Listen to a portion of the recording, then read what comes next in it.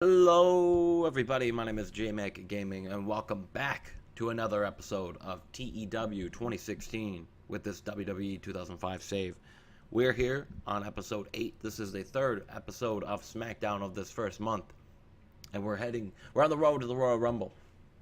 And it's shaping up to be a great show. Last week we saw Kurt Angle battle Eddie Guerrero, and if Eddie lost, he would become the #1 entrant in the Royal Rumble.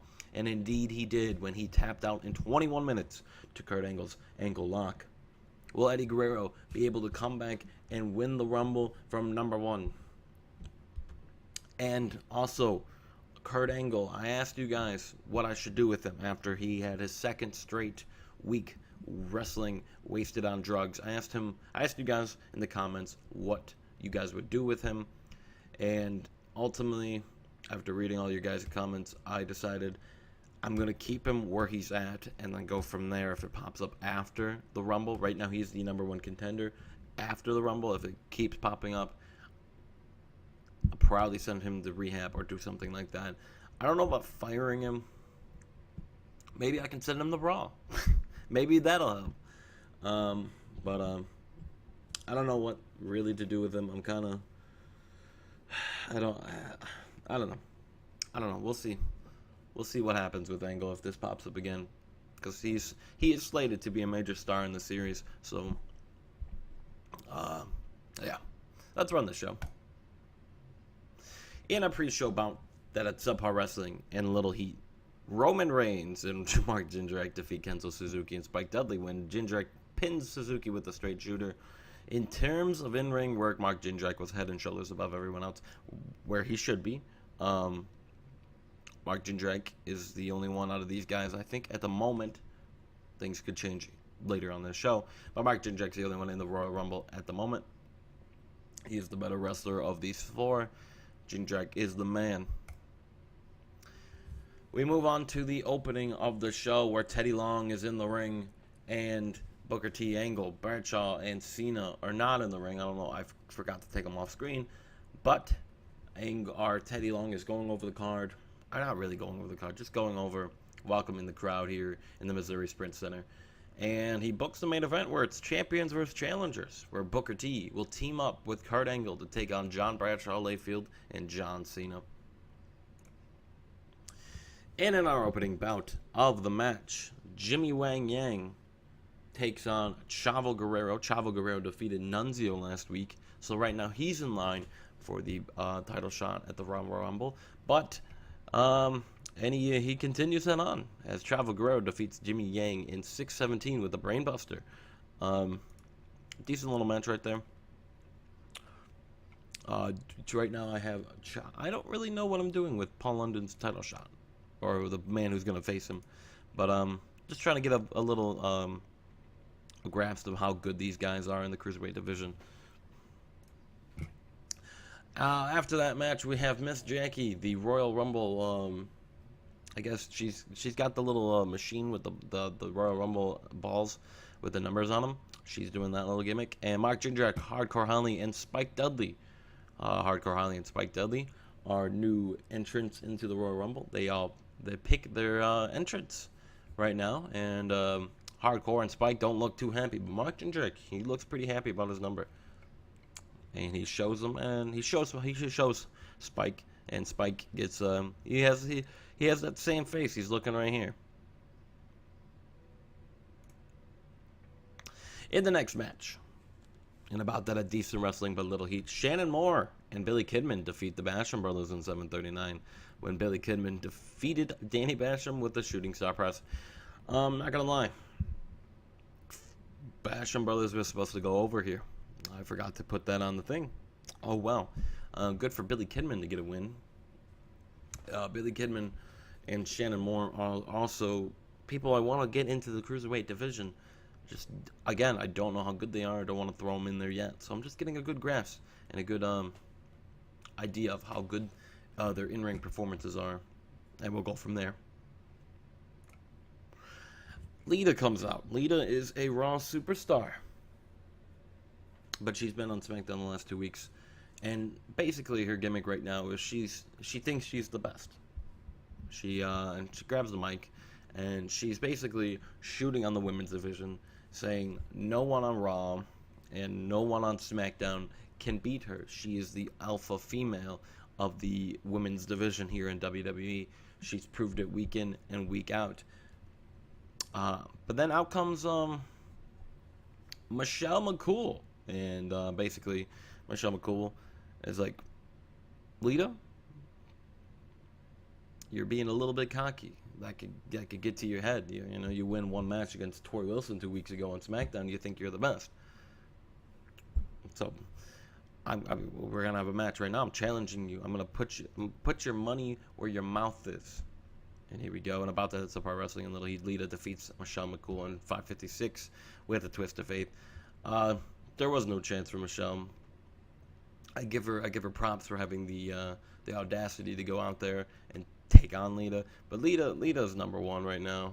Her and Trish are gonna have some great matches. But Lita's cocky, and she thinks she's the best, and she's proven it week in and week out. Michelle McCool only a 30. That's not a good sign. Well, whatever.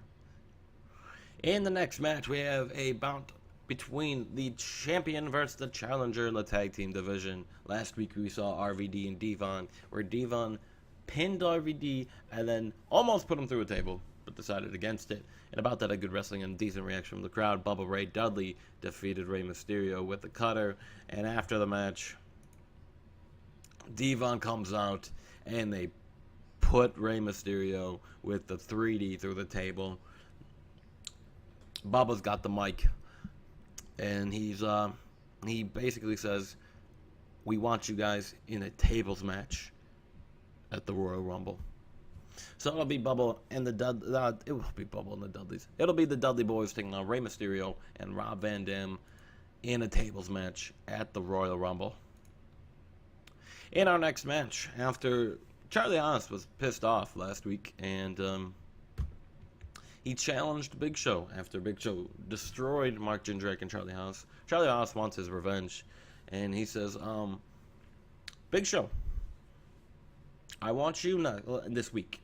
I want you in a match. You embarrassed me last week by destroying me after I already lost once to Mark Jindrak. I lost my chance to get into the Royal Rumble, and then you came out there and destroyed me for no reason. So Big Show, this week, I want a match with you, and if I pin you, I want your Royal Rumble spot. Big Show then comes out and destroys him in 505 with a hog log. So Charlie Haas, again, he's a good worker, but he will not be in the Royal Rumble at the moment. We have a vignette or hype video around the Undertaker's return at the Royal Rumble. Forget the first week's Battle Royal with Undertaker. I don't even know what I'm talking about. The Undertaker, he will be back at the Royal Rumble. He will be in it. He will have a chance at the main event of WrestleMania. We move on to the co-main event of the night. Eddie Guerrero, he's pissed off that he's number one. He's going to take it out on Rene Dupree. And about that, I had good wrestling and a decent reaction from the crowd. Eddie Guerrero defeated Rene Dupree in 9:29 with a frog splash. They had great chemistry, and it showed in their performance. So Eddie had a great match with Rene Dupree, but it's Rene Dupree showing why he is a decent wrestler. He's showing why he should be a good. He's showing why he's going to be a good hand here in SmackDown. And Eddie gets his win. He gets his momentum back. He's looking good going into next week. But he's got a big hill to climb at number one. Rene Dupree also. He will be in the Royal Rumble. I don't know when. Well, that'll be announced. I think that'll be announced next week. But whatever. We move on to Eddie. He grabs the mic after the match, and he vows on his family and on his legacy that he will win the Royal Rumble from number one, and he will challenge John Bradshaw, Layfield, or Kurt Angle for that World Heavyweight Championship. So he's already picked what champion he'll go after, but he might not even win. But he's vowing. He seems pretty certain, and that's what you need. Confidence is key here in the WWE. Eddie Guerrero vowing to win the Royal Rumble. And we move on to our main event match. And about that great wrestling and good heat, the champions take out the challengers when John Bradshaw Layfield pins Kurt Angle. Is that a sign that things to come for 2 weeks at the Royal Rumble? Kurt Angle and Booker T had great chemistry when teaming together. That's good. John Cena, 79. He's getting there. He's almost in the 80s. That's what I like to see. Booker T, best in-ring performance. Yeah, so the champions, they go over the challengers 2 weeks out of the Royal Rumble. But then after the match, John Bradshaw Layfield, they got their hands raised. Charles Robinson is raising their hands. JBL's and Cena's, I might say. And Layfield just fucking clothesline from hell's Cena. And then picks up Booker T, clotheslines him. And Kurt Angle gets a powerbomb to end the show. So Bradshaw Layfield, the champion, the number one guy on SmackDown, showing why he is the number one guy, laying out everyone to end it and looking strong. What are we looking at the end of the show? We get an 81. There are no specific comments to make about this show. A decent little SmackDown progressing the stories leading up to the Royal Rumble. And that's all it was meant for. The Royal Rumble. Coming up. Who are you guys' picks? Who are you guys' picks for the Royal Rumble? I guess the full list will come out later, maybe. I don't know, but you guys should get the basic gist of who's going to be in it. Who's your pick? Tell me in the comments who you got winning the Royal Rumble of 2005. And after that, you can leave a like. You can hit that subscribe button if you're new to this series or new to my channel and you have not. And you guys can come back for episode 9 for Monday Night Raw, the go home show to the Royal Rumble. See you.